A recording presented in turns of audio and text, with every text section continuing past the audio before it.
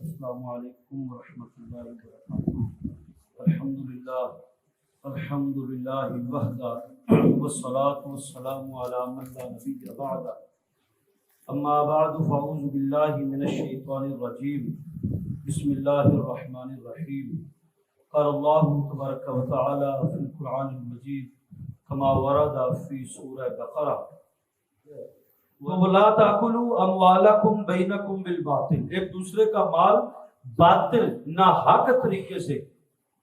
کھاؤ نہ، وَتُدْلُوا بِهَا إِلَى الْحُكَامِ، اور اس مال کو حکام تک رشوت رسائی اپنے آپ کو سکیور کرنے تک نہ دو ایسا مال، لِتَأْكُلُوا، تاکہ تم کھا سکو، حکام بالا کو انصاف قائم کرنے والے اداروں تک مال اس لیے دیتے ہو کہ لِتَأْكُلُوا، کھا سکو، فریقاً اس مال کا ایک حصہ، من اموال الناس، لوگوں کے مال کا ایک حصہ، بالاثم، گناہ کے ساتھ، وانتم تعلمون، تم اچھی طرح جانتے ہو کہ تم زیادتی کر رہے ہو، اچھی طرح معلوم ہے کہ آپ زیادتی کر رہے ہو۔ یہ اللہ نے گواہی دی ہے، اللہ نے بندے کو پیدا کیا ہے، اس کے ضمیر سے جانتا ہے، اس کے پورے جسم، اس کی عقل، شعور، اس کے دماغ کے اندر امڑنے والے خیالات سے اللہ واقف ہے، تو اللہ نے پہلے یہ بات کہی ہے، وَأَنْتُمْ تَعْلَمُونَ، تمہارا ضمیر جانتا ہے کہ تم کتنے سچے ہو اور کتنے جھوٹے ہو۔ يَسْأَلُونَكَ عَنِ الْأَهِلَّةِ، اب موضوع بالکل چینج ہے، یہ رکوع بھی 24واں شروع ہو رہا ہے، دوسرے سپارے کا 7واں اور سورہ بقرہ کا 24واں رکوع۔ اب یہاں پر تقریباً 11 دفعہ اللہ رب العالمین سوالوں کے جواب دیں گے، یعنی کہ یسألونک کا مطلب ہوتا ہے یہ آپ سے سوال کرتے ہیں، تو یہ یسألونک کا لفظ آگے 11 دفعہ آئے گا۔ 11 مختلف سوالات اہل مکہ نے کیے، اور اس میں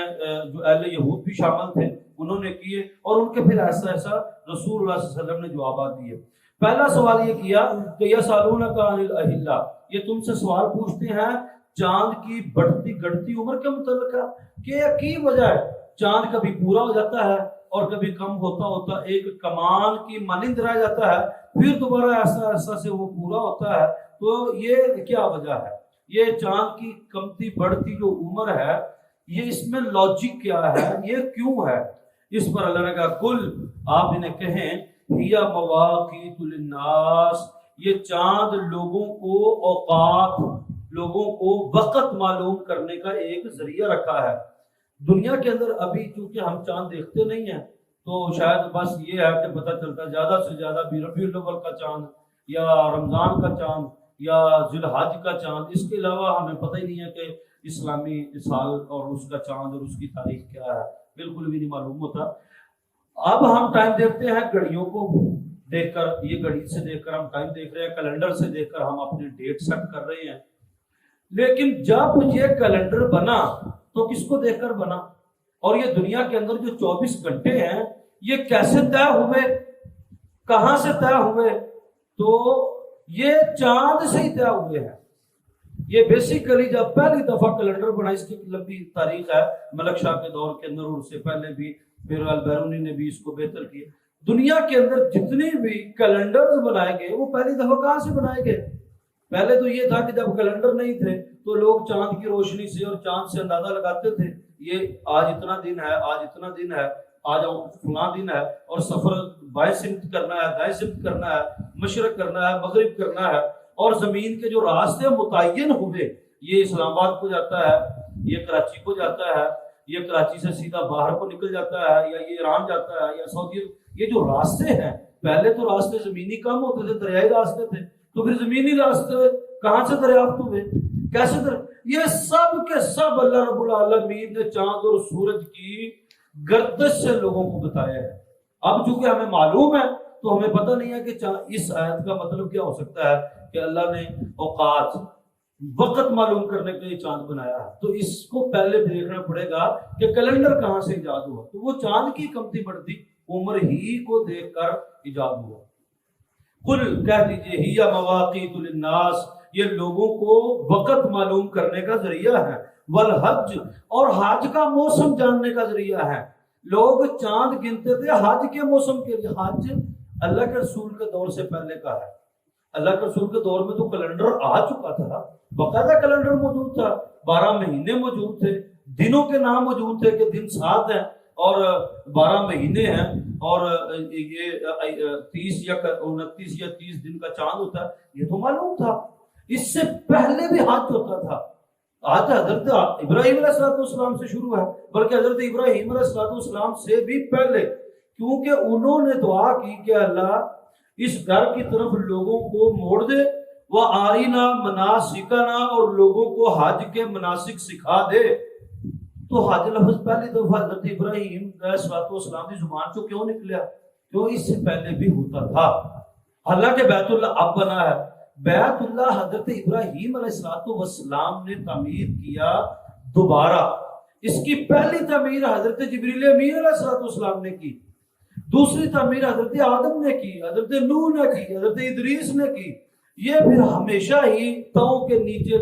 اب ریت پتلی زمین ہے، ریت پتلی ہے تو اس کے نیچے چلا جاتا تھا، تو بیس سے دوبارہ ظاہری طور پر کھڑا کیا حضرت ابراہیم اور حضرت اسماعیل علیہ السلام، اس کے بعد پھر یہ ہمیشہ سے پھر دوبارہ یہ نیچے نہیں، اور پھر اس کے بعد یہاں پر اللہ نے حضرت ابراہیم کی دعا سے رونق لگا دی اور لوگوں کو حج کے مناسک سکھائے۔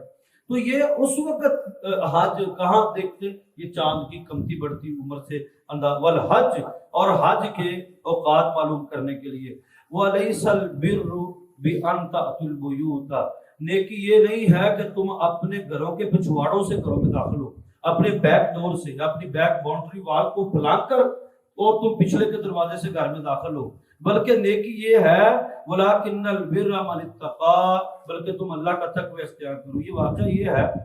کہ جو لوگ حج کے لیے، اور اکثر آپ نے سنا ہوگا یہ بھی کہ حج بہت سارے لوگ ننگا کرتے تھے، اور خصوصاً طواف ننگا کیا جاتا تھا۔ نبی اکرم صلی اللہ علیہ وسلم نے جب حضرت ابوبکر صدیق کو امیر حج بنا کر بھیجا مکہ فتح کے بعد،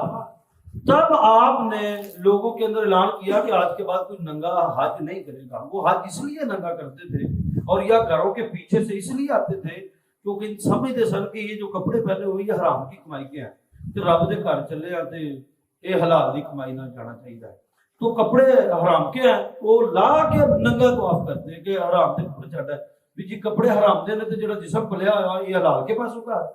اور پھر وہ گھروں کے پچھواڑوں سے جاتے تھے کیونکہ یہ دروازہ جی فلاں موقع پر ہم نے کہیں لوٹ مار کی تھی قبیلے کی، تو وہاں سے دروازہ اٹھا کر لائے تھے، یہ لگایا ہوا ہے دروازہ، یہ حرام کا دروازہ ہے، یہ کسی کا نہ حق مال ہے، تو اسی پچھو داخل ہونے۔ اچھا دروازہ حرام دا ہے تو وہ پچھلی جڑی دیوار ہے حرام مال کی ہے، تو پچھلی جو دیوار ہے وہ حلال مال کی ہے، تو گویا کہ وہ کان یوں پکڑتے تھے۔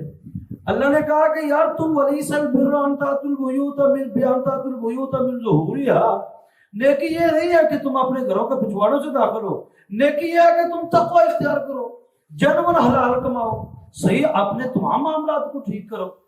لیکن بلکہ صحیح طور پر اللہ کا تقوی اختیار کرو صحیح معنوں میں۔ وآتوا البیوت من ابوابها، اور آؤ اپنے گھروں کے مین دروازوں سے، مین گیٹوں، مین جو ہے وہ گیٹ سے فخر کے ساتھ انٹر ہو، بڑے فخر پراؤڈ کے ساتھ اپنے گھر میں داخل ہو۔ واتقوا اللہ، اللہ کا تقوی اختیار کرو، لعلکم تفلحون، تاکہ تم فلاح پا جاؤ۔ اصل میں مسئلہ یہ ہے، یہ جتنی بھی احتیاطیں بندہ برتتا ہے یہ دنیا والوں کے لیے برتتا ہے کہ دنیا والے منو ایسا انگلی کر کے نہ گل نہ کر دیں۔ اللہ تمہیں آخرت کی فکر دلاتا ہے، یہ ساری احتیاطیں اس لیے برتو کہ کل قیامت کے دن کامیاب ہو جاؤ۔ دنیا تو چھڈو، دنیا کیا ہے، دنیا کی کیا حیثیت ہے؟ آپ حلال بھی کما رہے ہوں گے تو لوگ کہہ جائیں جی انیاں کوٹھیاں حلال نال تے نہیں بندیاں، وہ بھائی جس کو اللہ نے اتنا بڑا بزنس دیا حلال کمائی سے اودیاں بندیاں نے کیوں نہیں بندیاں؟ تو میں ایویں جانے بہت سارے ایسے ناکام لوگ ہیں جنہوں نے اپنی زندگی میں محنت نہیں کی تے وہ کسی اپنے بچوں کو کہہ رہے ہوندے نے پتر جڑیاں کوٹھیاں نے تے حلال دیاں تیری پیسے نہیں بن سکدیاں، یہ جھوٹ ہے۔ اور اپنے پتر نو بھی جھوٹ سکھانا، اپنے بیٹے بھائی تم نے نہیں محنت کی تمہیں نہیں ملی، تو جس کی حلال کی ہے اس کو تو تم تنقید کا نشانہ نہ بناؤ۔ تو یہ نہیں ہے، اصل میں کامیابی یہی ہے کہ تم تقوی اختیار کرو اور آخرت میں جو فلاح ہے کامیابی ہے اس تک پہنچنے کی کوشش کرو۔ وقاتلوا فی سبیل اللہ الذین یقاتلون، یہ موضوع ایک الگ ہے، یہ انشاءاللہ ذکر ڈسکس کریں گے۔ آج 189 تک ہم نے پڑھا ہے۔ اللہ رب العالمین ہم لوگ کی توفیق عطا فرمائے۔